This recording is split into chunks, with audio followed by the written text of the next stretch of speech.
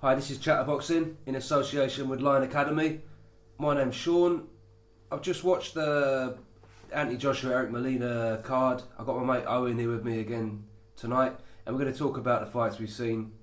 Let's start with the Anthony Joshua Eric Molina. What's your opinion on this fight? How do you think it went? First off, this is the most drunk I've ever been whilst reviewing a boxing card. It was brilliant. It was a brilliant performance from Joshua. So bear that in mind, people, while you're listening to this. Yeah. You can't quote us on everything. For the critics out there. It's what we expected to see. We didn't really know. The British public didn't really know what to expect from Molina. We expected probably a bit more, I would say. I don't think Molina's performance was great or daring.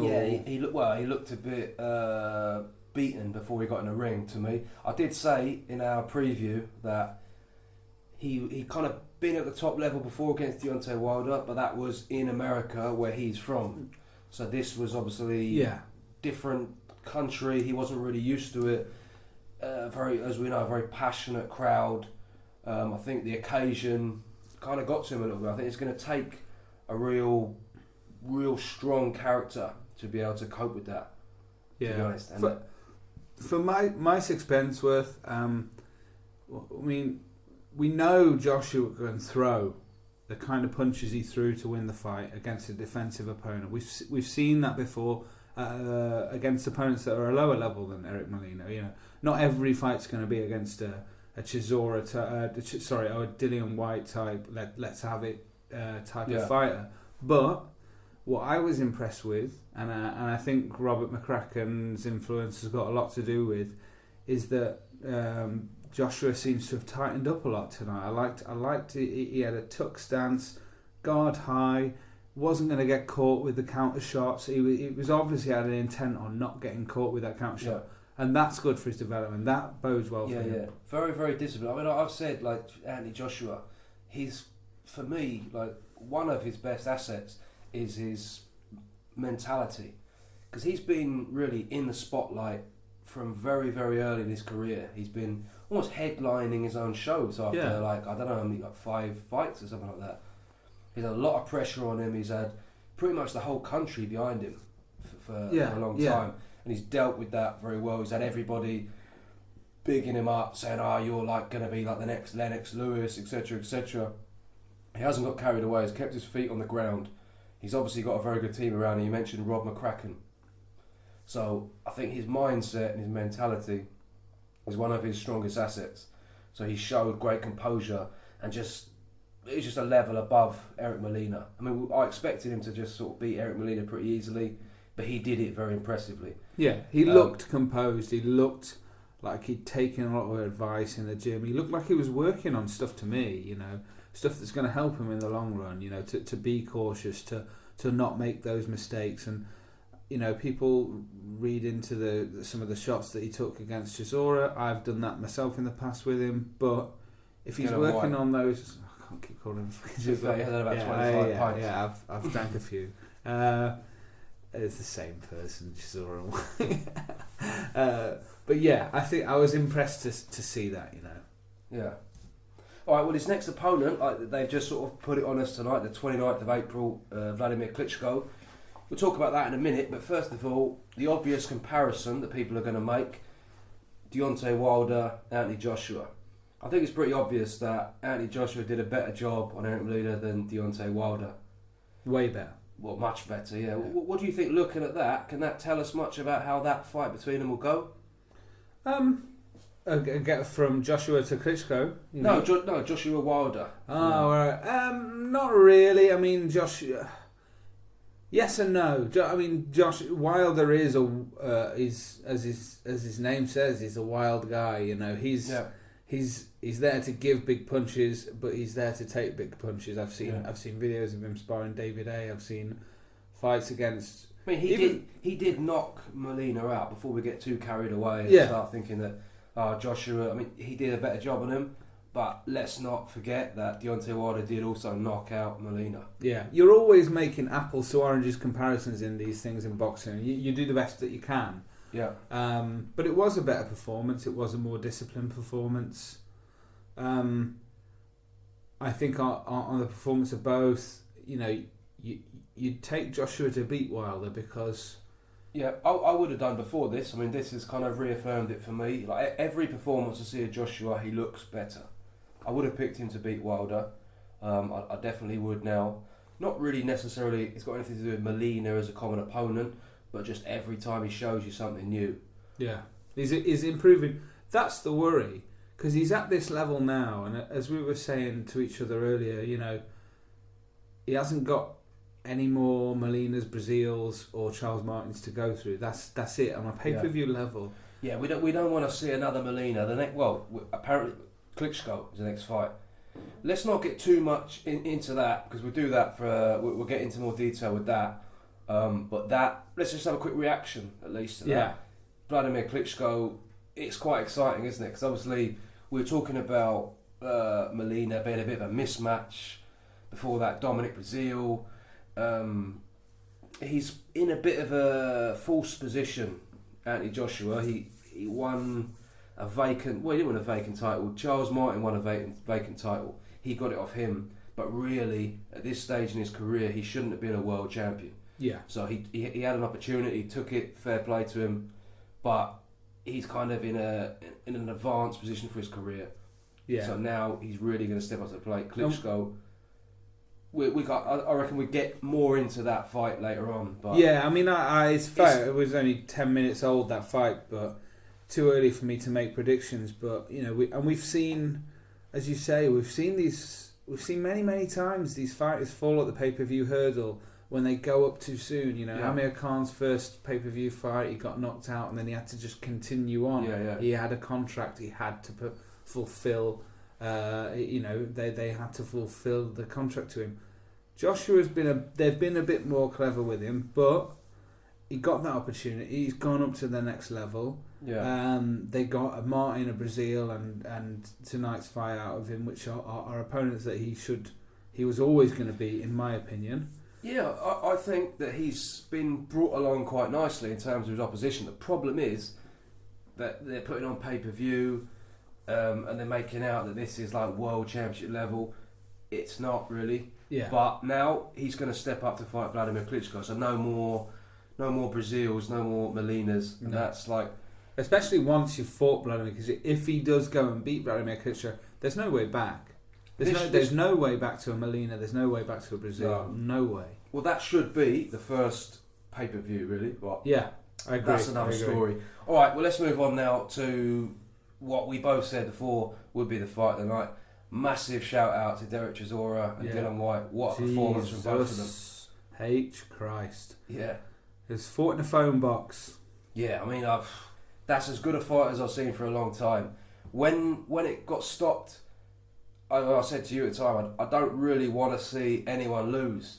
Ideally, they give that a draw. Cause to say that anybody lost that fight would...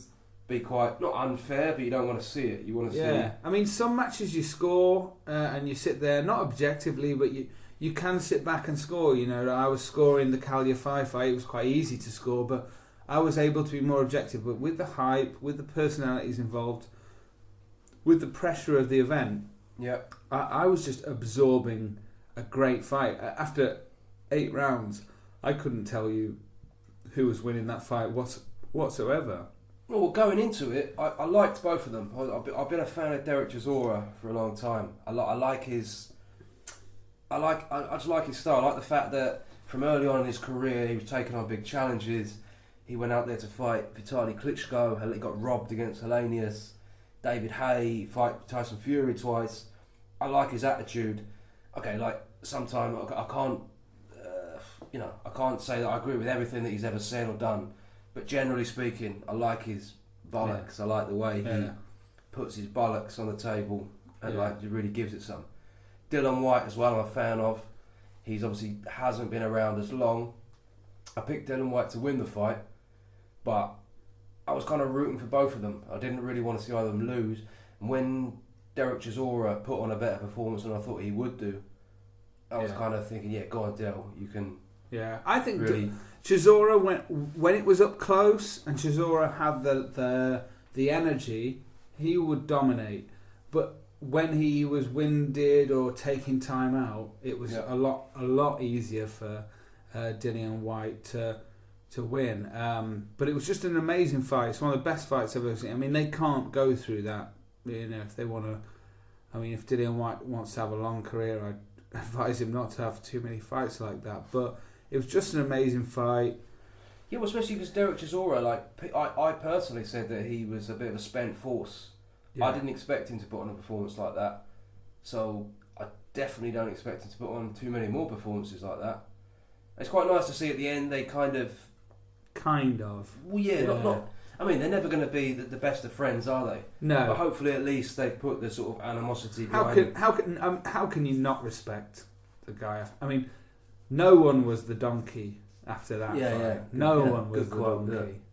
No, massive respect to both of them. You think like Dillian Whyte was talking about after the fight, I'll see you in the street and I'll kick off with you. Hopefully that's not going to happen now. Yeah, I can't imagine it would after. I mean, how can you not respect a guy who goes through that with you? It's very rare. It's rare to see animosity stay. Yeah. It's a big shout out to those two, fight of the night. Amazing. Absolutely brilliant. Alright, Cal Yafai, new world champion. Yeah, great disciplined performance. You can see the benefit of all that great teaching, that great support he's had up in Sheffield, through the Olympic training and everything. And a very tucked, nice, tight, neat, tidy performance. And a backflip off the top rope from Luis Concepcion at the end. Yeah, that was a bit strange. I didn't really see that. You've got to respect that. He's clearly lost the fight, but he thought, well, I'm going to entertain the crowd. Why not do a backflip when you've lost 12 rounds in a row? Callum Smith, Luke Blackledge. I mean, that was a bit brutal, that knockout. The knockout was absolutely brutal. I mean, we thought when we were watching, I mean, certainly I did, that Blackledge was going to get to the end of it. And he fought well because he was above his level. And I thought Callum Smith didn't fight badly. I thought, if anything, he was a bit rushed. He was trying too hard for the knockout in the first 5 or 6 rounds, and he was getting a bit frustrated, whereas he could have sat back, outboxed and waited for that to come, which would have possibly come anyway. Yeah. But in general, all right, it's fine. It's good to get the rounds in. Good to see in that event. It's just good to see Blackledge is okay. That's the main thing, isn't it? Yeah. A touch of class from Callum Smith as well, because when that knockout was pretty brutal, but he didn't sort of sell it straight away. He was, no, because I've seen people before do that and they've jumped on the ropes, and you don't really want to see that, do you? No, you don't. I think kind of did that quite well. I think everyone under Joe Gallagher's a pretty decent kid. They're all they know the score, and it was onwards and upwards. You can't really. I mean, I was making comparisons. I was watching it and saying, how would he do against De Gale? And it's two totally different fights. So it's really, apples and oranges. Yeah. Well, which we always have to deal with in boxing. Yeah, with De Gale's got Badu Jack to get through first before we can start thinking about that. Yeah. All right, Scott Quigg back in action. Yeah. Knockout. Great performance. Great knockout of someone who hadn't been knocked out before. Who in the first few rounds showed himself to be a tough kid. Scott Quigg was having tiny difficulties with him, but it was pretty composed. Stepped to him, walked him down. He looked very tough, didn't he? Yeah. I mean, there was a few times when he sort of had him on the ropes. He was just laying into him, but he was just bouncing off him, really. Obviously, Scott Quigg, first fight coming back from the loss, not only the loss, but having his jaw broken. Yeah. So you're thinking, is there a kind of psychological issue what's there? The confidence problems? Is there something to exploit? It's good to see someone like Scott Quigg get back in the ring. That's what he wants. That's all he wants to do. And onwards, I don't know who the next fight is for him. I don't know what Eddie ends up planned, but I'm not sure. But he's back in the He's in the featherweight division. I don't think that the Carl Frampton. I don't think there's a big. I don't know. I don't think that many people are that up for seeing a Carl Frampton rematch straight away. If he gets a few wins under his belt, then possibly. But it's not something that's on the immediate agenda, is it, for anyone? No one seems to be calling for it, and And why would they? Especially when Carl Frampton's got the Santa Cruz fight coming up. Santa Cruz, he's got Lee Selby to fight. I mean, there's that sort of Lomachenko possibly, like with the division. But there's incredible some big names fights, around you know. there. All right, a couple more to touch on. Jose Burton against Frank Bullion. You didn't actually see this, did you? No, I turned up late. Yeah, well, I actually missed the second half of it. I saw the highlights of the knockout and the last couple of rounds. Started off like Jose Burton landing some really good right hands. He was keeping it long. Did what we expected him to do, but Bullioni just showing real fighting spirit, just relentless, just real pressure fighting, just on his case the whole time. Went into like third, fourth round, he was getting hit with some hard shots, but he just wouldn't stop the pressure. And then I had to pop out, obviously, as you know, to come and meet you. Yeah. Came back, found out that Bullioni knocked him out in the 12th round. I've seen the last couple of rounds. Burton actually hurt him, and then he just really went hell for leather and just managed to knock him out in the 12th round. So, yeah, big credit to Bullioni to come back, not only from that particular round, but the whole fight. I mean, he showed real fighting spirit, real determination. Yeah. He's had some setbacks in his career. It's been outshone by Chisora Whyte, but you could see from the highlights it was an incredible fight that should be remembered as such. Under normal circumstances, that would have been the fight of the night. So, yeah, Burton and Bullioni, they both did very well. Bullioni obviously got the win, and you've got to... Anytime anyone is losing like that and they come back and win with a knockout in the last round, it's always something that sticks in the memory. Incredible. So, yeah, shout out to them. Last one we want to talk about. You didn't actually see this either, did you? This was like really early, actually. Much earlier than I expect. Luis Ortiz against Dave Allen. You said he'd get blown out in a couple of rounds. I was blasted wrong, out in a couple of rounds. But he kind of could have done. It got stopped at the end of the 7th round. I've seen a bit of a reaction on Facebook and on people talking about Luis Ortiz looked bad. I mean, he won every round. He looked sharp. He's not the fittest man in the world. He's obviously at least 40. We were talking about like Tyson Fury thinks he's 148. We think he's about 40. Yeah. He's probably somewhere in between. He looks probably closer to 40 than 140, but still, he's no spring chicken. He's definitely not spring chicken. Yeah, but at the same time, he looked very sharp, got very fast hands, sharp punches, great uppercut. I said that he's going to walk into uppercuts all night long. Good straight punches, and he really did put a beating on Dave Allen. Dave Allen, to his credit, he hung in there and he did quite well. Dave Allen's he's basically got quite a good defence, but he's just so slow that, I mean, that sounds like a contradiction in terms, doesn't it? But he's got good technique in his defence, but it's so slow that it's not effective against people at the level of Luis Ortiz. So he was getting hit with some really hard punches. I could tell Luis Ortiz was thinking like, what have I got to do to put a dent in this bloke? Because he was hitting him with some uppercuts, hard punches to the temple, to the chin, just bouncing off him. Eventually, he kind of staggered him a little bit in the 7th round, got him onto the ropes and just started unloading on him. And he did quite a clever thing, Dave Allen. He managed to rugby tackle him and bought himself a bit of time. But in the end, he got him back on there again and just started unloading. The referee just said, okay, that's enough. So for me, Luis Ortiz looked very good. People are so quick to criticise and say, oh, this person's exposed.